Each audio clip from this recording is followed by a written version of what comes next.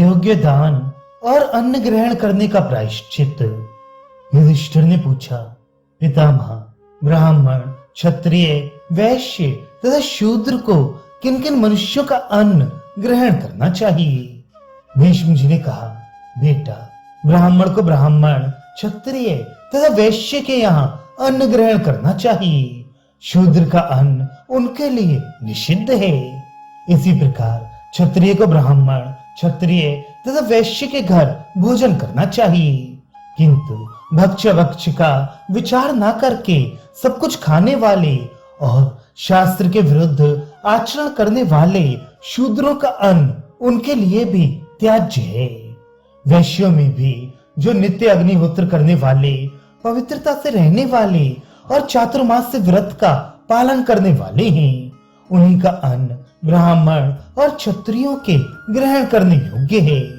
जो द्विज शूद्रों का अन्न खाता है, वह समस्त पृथ्वी और संपूर्ण मनुष्यों के मल का ही पान और भोजन करता है। शूद्र की सेवा में रहने वाला ब्राह्मण, क्षत्रिय अथवा वैश्य भी नरक की यातना भोगता है। ब्राह्मण को वेदों के स्वाध्याय और मनुष्यों के कल्याणकारी कार्य में संलग्न रहना चाहिए।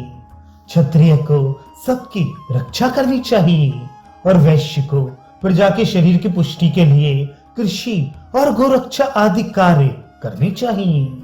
यही उनके लिए धर्म बताया गया है। कृषि, गोरक्षा और व्यापार ये वैश्य के अपने कर्म हैं।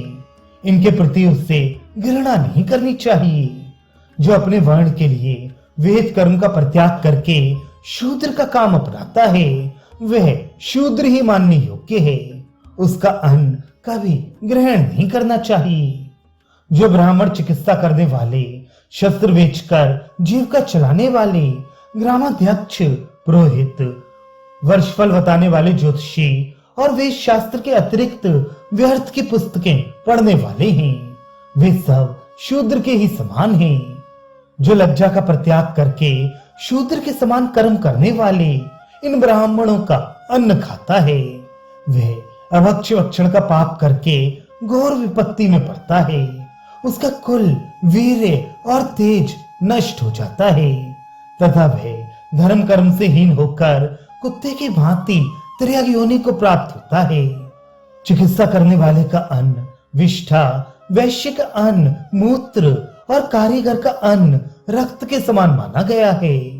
विद्या बेचकर जीविका चलाने वाले पुरुष का अन्न भी शूद्रान्न के ही समान है, अतः साधु पुरुष को उसका परित्याग कर देना चाहिए। जो कलंकित मनुष्य का अन्न ग्रहण करता है, उसे रक्त का सरोवर कहते हैं। चुगलखोर का अन्न भोजन करना ब्रह्म हत्या के समान माना गया है। अवहेलना और अनादर पूर्वक मिले हुए अन्न को कदापि ग्रहण नहीं करना चाहिए। जो ब्राह्मण ऐसे अन्न को भोजन करता है, वह रोगी होता है और उसके कुल का भी संहार हो जाता है। नगर रक्षक का अन्न खाने वाला चांडाल होता है। गो हत्या करने वाले ब्रह्मघाती, शराबी और गुरु पत्नीगामी मनुष्यों के यहाँ भोजन करने वाला ब्राह्मण राक्षस कुल में जन्म लेता है। धरोहर हड़पने वाले कृतघ्न तथा नपुंसक का अन्न खाने से भीलों के घर में जन्म लेना पड़ता है। युधिष्ठिर, जिसका अन्न नहीं खाने योग्य और जिसका खाने योग्य है, उसका मैंने विधि पूर्वक परिचय दे दिया। अब और क्या सुनना चाहते हो? युधिष्ठिर ने कहा, पितामह, प्रायः ब्राह्मण को ही हव्य और कव्य का प्रतिग्रह लेना पड़ता है और उन्हें ही नाना प्रकार के अन्न ग्रहण करने का अवसर आता है। ऐसी दशा में उन्हें जो पाप लगते हैं, उनका क्या प्रायश्चित है, वह बताने की कृपा कीजिए। भीष्म जी ने कहा, राजन, महात्मा ब्राह्मणों को प्रतिग्रह लेने और भोजन करने के पाप से जिस प्रकार छुटकारा मिलता है, वह प्रायश्चित मैं बता रहा हूँ, उसे सुनो। ब्राह्मण यदि घी का दान ले तो गायत्री मंत्र पढ़कर अग्नि में समिधा की आहुति करे। तिल का दान लेने पर भी यही प्रायश्चित करना चाहिए। शहद और नमक का दान लेने पर उस समय से लेकर सूर्योदय तक खड़े रहने से ब्राह्मण शुद्ध हो जाता है।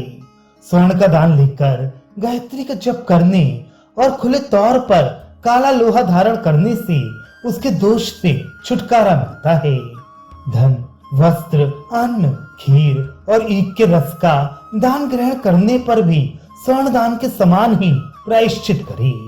गन्ना, तेल और कुशों का प्रतिग्रह स्वीकार करने पर त्रिकाल स्नान करना चाहिए। धान, फूल, फल, जल, पूहा, जौ की लपसी और दही दूध का दान लेने पर तथा श्राद्ध में जूता और छाता ग्रहण करने पर 100 बार गायत्री मंत्र का जप करना चाहिए। इससे उक्त वस्तुओं के प्रतिग्रह का पाप नष्ट हो जाता है।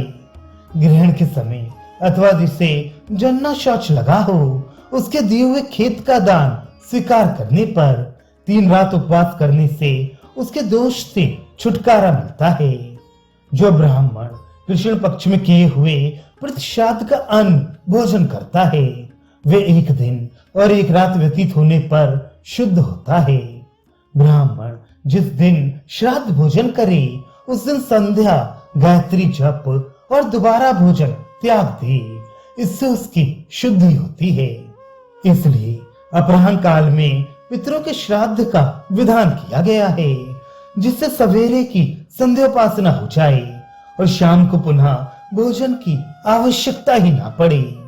ब्राह्मणों को 1 दिन पहले श्राद्ध का निमंत्रण देना चाहिए, जिससे वे श्राद्ध में भली भांति भोजन कर सकें। जिसके घर कृषि की मृत्यु हुई हो उसके यहाँ मरणा शौच के तीसरे दिन अन्न ग्रहण करने वाला ब्राह्मण 12 दिनों तक त्रिकाल स्नान करने से शुद्ध होता है। 12 दिन स्नान का नियम पूरा करके 13वें दिन वे विशेष रूप से स्नान आदि के द्वारा पवित्र होकर ब्राह्मणों को हविष्य भोजन कराए तथा उसके पाप से मुक्त हो सकता है। जो मनुष्य किसी के यहाँ मरणा शौच में 10 दिन तक अन्न खाता है उसे गायत्री मंत्र, रैवत, साम, कुष्मांड, अनुवाक और अगमर्षण का जप करना चाहिए। यही उक्त पाप के प्रायश्चित हैं।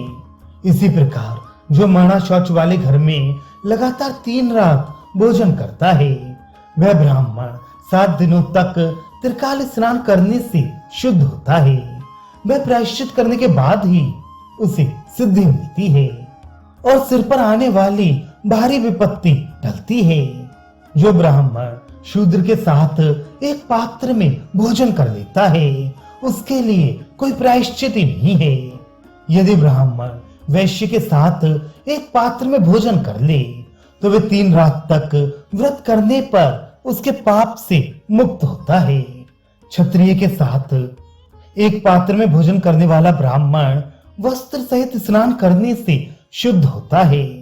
ब्राह्मण का तेज उसके साथ भोजन करने वाले शूद्र के कुल का, वैश्य के पशु और बांधवों का तथा क्षत्रिय की लक्ष्मी का नाश कर डालता है।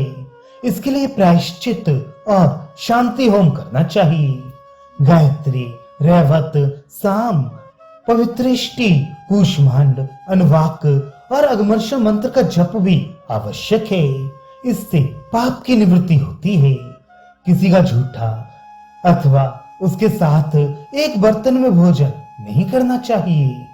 प्रायश्चित करने के अनंतर गोरोचन, धूर्वा और हल्दी आदि मांगलिक वस्तुओं का स्पर्श करना चाहिए।